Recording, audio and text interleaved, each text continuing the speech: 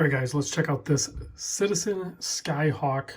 This is the Blue Angels edition, JY0040-59L, retail price of $695.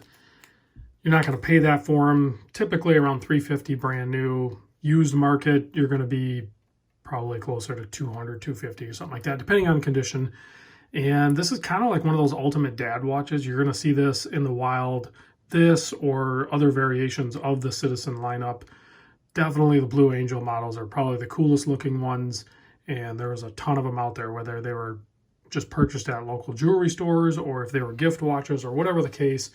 And people weren't wrong with gravitating toward these. These are really good watches, but I do have to say this watch nearly killed me.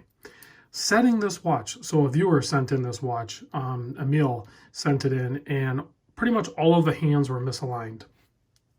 I tried to make a video showing how to realign the hands and set the time, but I had to concentrate and learn so much about this watch, and quite frankly, I've already forgotten it because I was so frustrated through the whole process. It took me about an hour of watching other people's videos, which I'll link those videos in the description of this video. Watch those. That's how I did it. So I watched those. Reading this manual is... If you're a reader and you understand written instructions, you'll probably do just fine. I'm more visual. This right here is not as helpful as just watching videos, which is part of the reason why I make these videos in the first place, is to help people decide if they want to purchase the watch. I don't typically do instructional videos, and other people have already done really good ones for this, so I will link those in the description. So we'll get into more on that in a minute. Let's just talk about the watch now that I've already kind of escalated things. But really what we're dealing with here is a 45mm case, a 50mm lug to lug, 14.4 thick from the bottom to the top. This is a mineral crystal. It's not sapphire, but it's a pretty good mineral. There is one little scratch in it. I'll try to show it to you. 22mm lug width. Bracelet tapers down nicely to a 20mm. This is all pretty much stamped out type stuff. You got a double pusher here. No micro adjust. Kind of a bummer there, but the links are fairly short, so not too bad. You should be able to get a good fit. Now the bracelet itself is actually really good, so it articulates pretty good, comes down, but the links themselves are like oblong, like ovaled out, all brushed on the bottom, and then you have some polished bits up top. It's just a really well constructed bracelet, and there's short links and long links, so you're going to be able to get a fit, no problem. So double pushers here, and they're not just buttons, they're elongated, kind of flows with the case a little bit. Nice crown guards, push pull crown, and all three of these buttons are going to get used if you were going to own this watch for a period of time, because there's multiple functions. But if you have to reset or do anything, which typically you won't have to, I think what happens, this is just a theory, is if somebody doesn't wear this for a while and it goes into a sleep mode, I think that's kind of when the hands misalign. And that's pretty common, I guess, that the hands misalign on these Citizen models. You can reset them. It is, I don't want to say it's not a big deal, but it's not impossible. I did it, and I did it with instructional videos. So it's doable. There's a learning curve. Once you do it, you'll probably get it all set up just like I did, and you'll wear it for a while, and then you'll move on. But that, I can't express to you guys how much frustration I was having. I mean, I was deeply learning on it, and it's cool, but it's definitely not intuitive, such as setting up a Casio. A Casio watch is super intuitive and super easy, and most of the times not even necessary. It's pretty much always set. This does have a multi-band type thing. It is radio signaled. Here it is on my 7 1/4. It actually wears really good. I would probably do what I've done here, where I would make it so it fits a little snug, because it is a little weighty. But if you take these watches and you make them so they actually fit on your wrist and not like Bruce loose, then they actually wear really good. And this feels really good on wrist.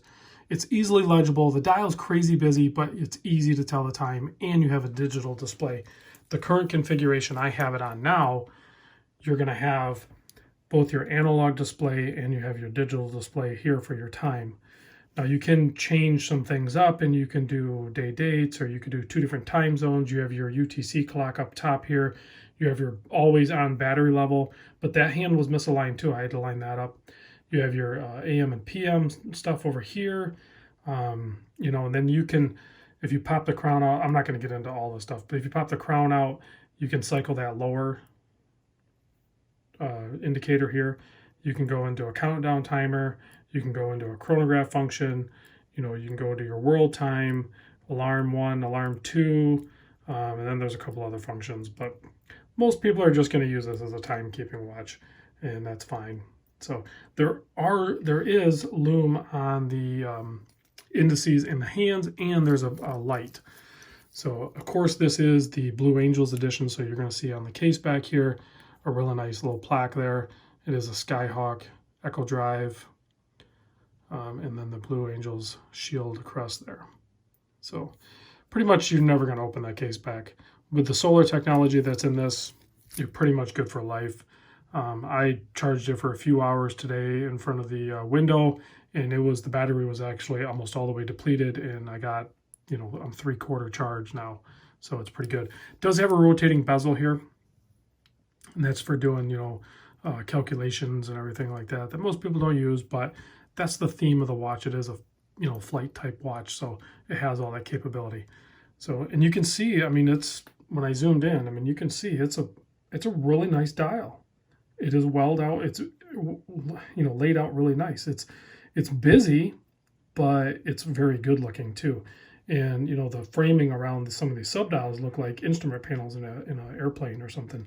And then the digital cutouts are placed on the dial, so they're not hindering the overall symmetry of it with the subdials. All right, so let me give you a lume shot, because I don't want to make this video too long. I just wanted to basically tell you that the watch is really cool, but it's also very frustrating if you have to do any adjusting. So the lume's really good on it, but also this top button here, if you push that, you're going to get your backlight on your LCD, which is red. So very, very cool.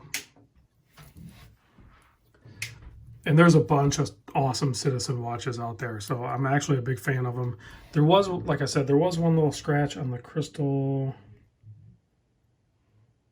Let's see if I can find it. It's super hard to find. You can feel it with your nail. It's over here somewhere. It's hard to see. Yeah, right there. I think you can see it right there. So that's the only scratch I found on the crystal.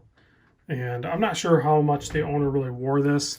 I mean, there are some dust diving marks here, but overall it's in great condition. Typically when I see these out in the wild, they are beat to heck. Like, you know, all around the bezel, the crystal, even the bracelet.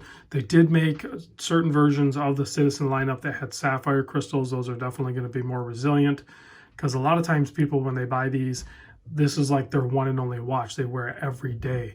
So if you're going to do that with the Citizen lineup, definitely go for the sapphire crystal, because every day wearing a watch, it's going to take a beating. That's just the way it is. You're going to accidentally bump it into a door handle or something like that. And, you know, it's just so much nicer to have that anti-scratch resistant AR or sapphire crystal. So anyway, guys, thanks for watching.